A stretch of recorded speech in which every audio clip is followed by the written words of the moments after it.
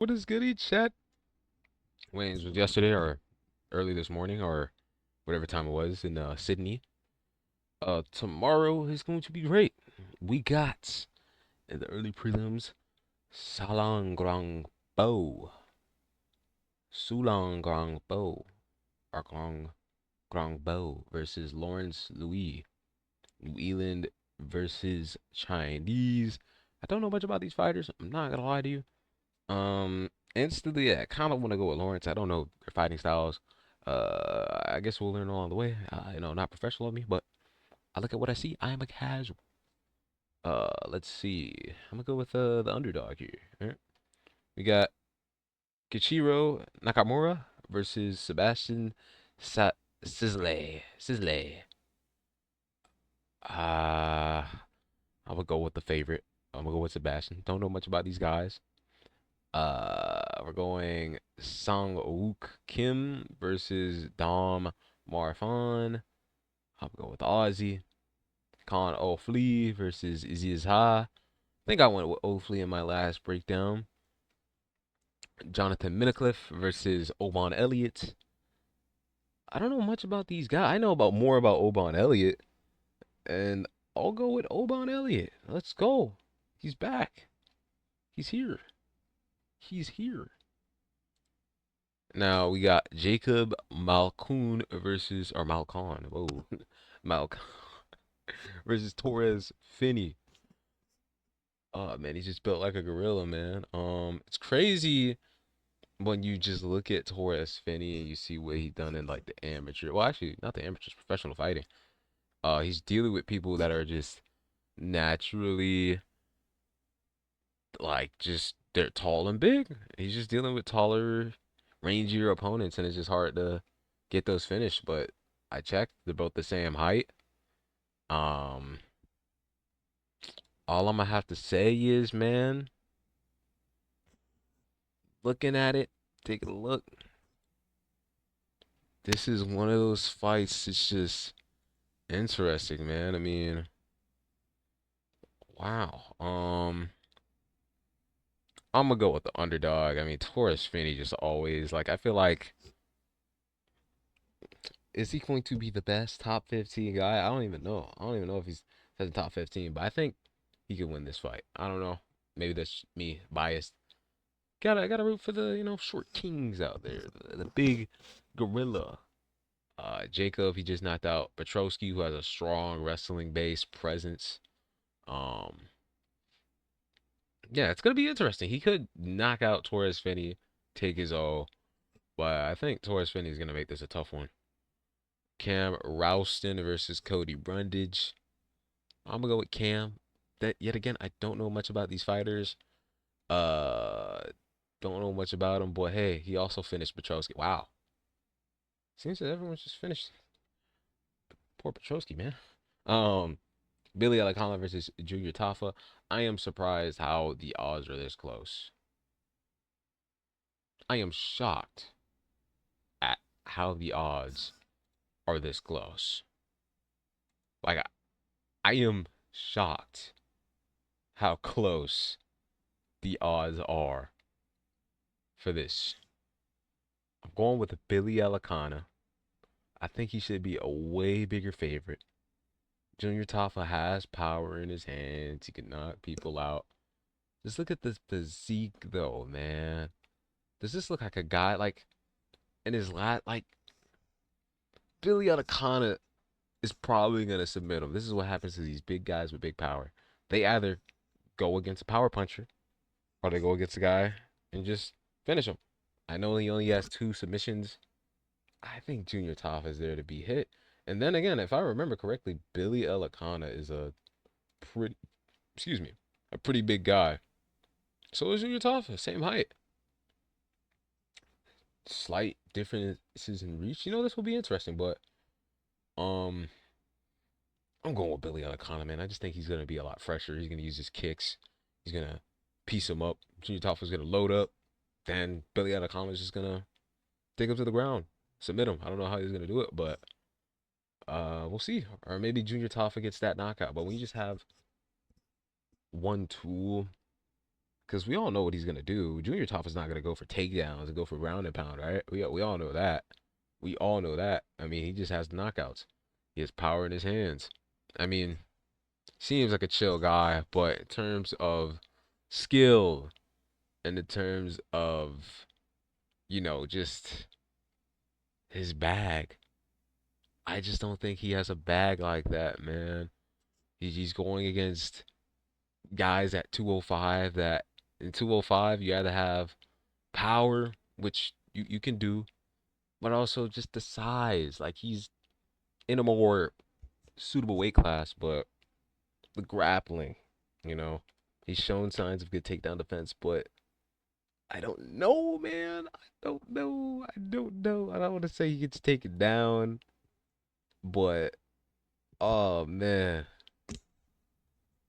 I mean, from the stats showing Billy kind of set to get hit, but my opinion, I'm going with Billy Ghana. Yes, deep waters, man. Submit him. That's my take. This is a huge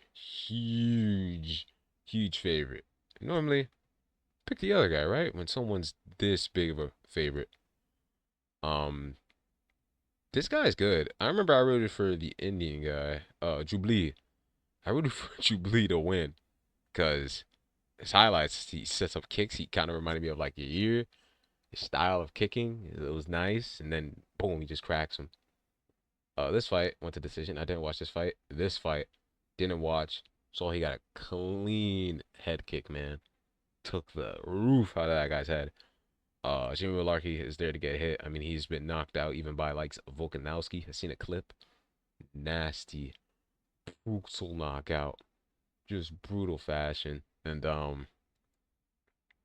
Jamie Malarkey just took too much damage in his career. I mean, when you look at his knockout to just the just the just the people he fights and the style, you look at the boxing of Jalen Turner. I don't know how you knocked him out.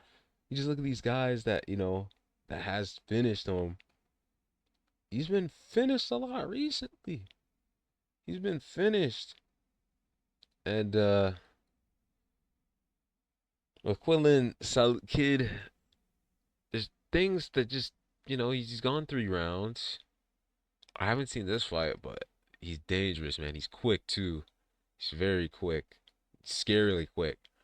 Um, I'm expecting Jamie Larkey just to try and like beat up his body. Hope he gets tire him out. Maybe get like a cheeky submission. Cause I don't think he could finish this guy too. I mean, he looks pretty tough. Um, but we'll see. I got Quillen Salkid as well. Jamie Larkey, I just think he does too much damage in his career. When you look at the height differences, whoa, and here's a fight where it's like, yo, this guy is huge. He's the bigger guy and the longer guy. So those tricks that you've been using, it ain't gonna work. It ain't gonna work. On to the next one. He's young too. He's young too. I don't know his age, but he's definitely in his 20s. And Jamie Larkey, he's been in the game for a long time. So Quinlan Kid by a favorable knockout finish. Then we got your boy Tai Tuivasa. He back against Talishan Teixeira. Man, I'm going with Teixeira. Honestly, I feel like he was about to put that work on Derek Lewis. And I rooted for Derek Lewis to win. I don't think the same outcome is going to happen, bro. I don't think so. Tall is in his name. I think he gets it done. I think he gets it done. Oh my gosh. Ty has been out the game for a while. And I think that's not the best thing to happen. We're out the game for a long time. I mean, that height, Derek Lewis went through it. But man, Ty and Derek Lewis get hit a lot.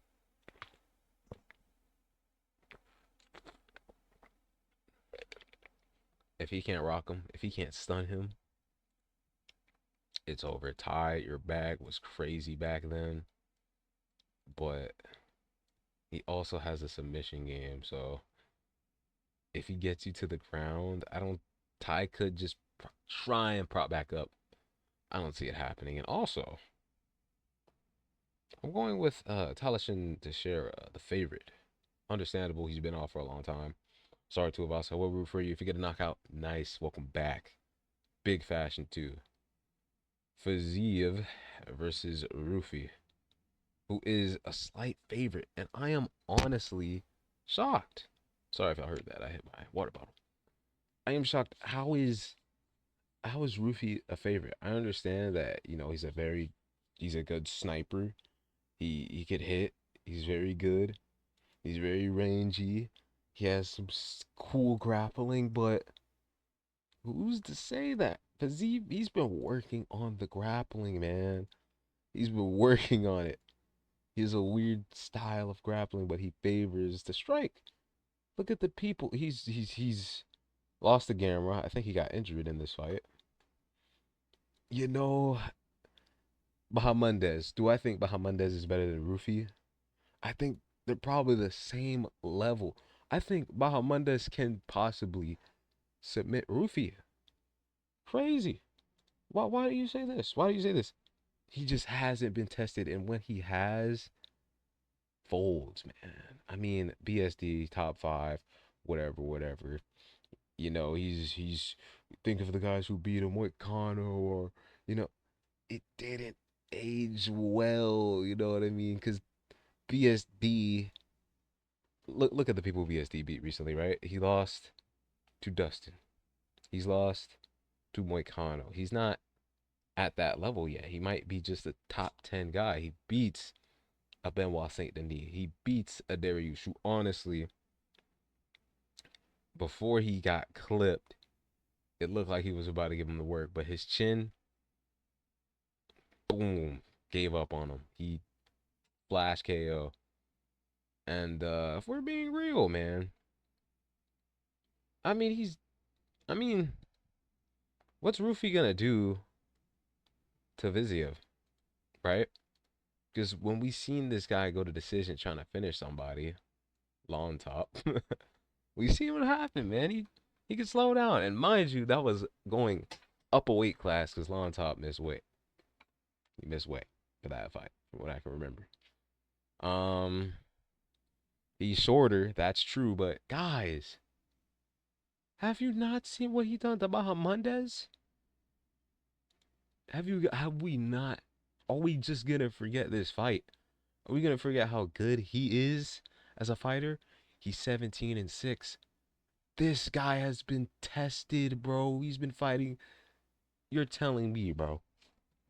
The guys, do you think Rufi can handle some of these guys? Let's be real. Do you think Rufi can beat a Jalen Turner?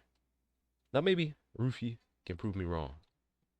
I like Rufi. I like the I was about to say the style benders. Yo, shout out Izzy. Like, 8 first round finishes. He's only 12-2. I think he's been knocked out before. Um, he's he hasn't been tested, and when you look at what aged well here, Malarkey, he's been getting KO'd. He's he's been on a finishing streak. I mean, he's a guy that he could be the guy that tests the younger guy, but yeah, long top. He's just there to get hit. Bobby Green, he's there to get hit. Benoit Saint Denis, he's there to get hit, but he has the grappling. And this guy right here, good luck trying to hit him. I just think he's too elusive. He's too fast. He's too fast. Bahamondes, I believe, is a better than Rufi. Now, who knows? He switched training camps. Maybe he can do something we don't know. But for just one camp, it takes years and years. Or maybe he just has that skill set. But I'm not trying to downplay him. I'm not trying to like overhype him. I'm not trying to, I'm just saying the facts. I got Fiziev. I don't even have it by finish. I just have it by decision. I don't think Rufi could just handle a guy with Muay Thai experience. This is a guy with Muay Thai experience. You're gonna have to use the takedowns, but then this is a guy that also has been working on his takedowns, and you guys both have similar stamina. So I'm gonna just go with Fiziev. By decision. I feel like he should win this fight, and it's one of those fights, man, where it's like someone can get caught, and that's the fun part about these type of fights. I think this is what Fiziev loves about this man. Fiziev, Fiziev. I don't know how to spell his name correctly. I'm sorry. Say his name correctly. Look, look who's the interim champ, Justin Gaethje. Like that's not a bad loss. Who's the Gamrot? That's not a bad loss. Like when you look at his losses, they're not bad. I mean, they're they're not bad by any me. Oh, he's been finished before. I never knew that. Hey, who knows, man? Who knows? I don't. Good luck trying to finish him though. I don't know how he finished him, but I don't know. Could be ground and pound, but I doubt it. If it stands, I'm going with him for sure. Dan Hooker versus Benoit Saint Denis. Now, every time I look at this picture, it's just funny. We got Dan the Hangman Hooker versus BSD. Does his chin still have it? Does he still have it? Like he's gonna be relentless. He's gonna put that pressure. He couldn't finish Gamrot though. That's the scary part. Uh, he was rocking him a lot in that fight, but Benoit Saint Denis, do I think he could get it done? I mean, I think he could. He could get it done. He could work him. He could get the finish. Um, but when you pressure this guy early, it's scary. He has a panic look. Honestly, if it's very hard because I don't see Dan quitting, bro. Armin is good all around, so that's the presence. Like you can't just stand and bang. You can't. Same with BSD. He's gonna take you down. But this is funny. Look at me, I'm BSD. Look at me. Pew pew. Grapple. Oh, choke. All right. Um. Yeah, I'm gonna go with Dan the Hangman Hooker. Just because I like him. I like BSD. I just think Dan is. I mean, not Dan. Sorry. Ben was saying that he's there to get hit. Dan Hooker's there to get hit. Not saying Dan's gonna do the same thing Dustin did, but he has tendencies of leaving himself out in the air. So we'll see. We'll see. I got Dan the Hangman Hooker though. Then we got the main event: Alexander Volkanovski versus Diego Lopez.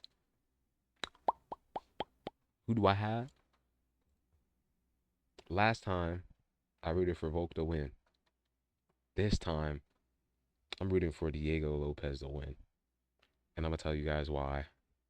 Volk is there to get hit. I think Diego is doing things that's just not his style. He was trying to throw head kicks. He was trying to throw spinning kicks. You know, I think when he just pressure, if he could slip the jabs, just a little bit of head movement, I think he could put Volkanovski away.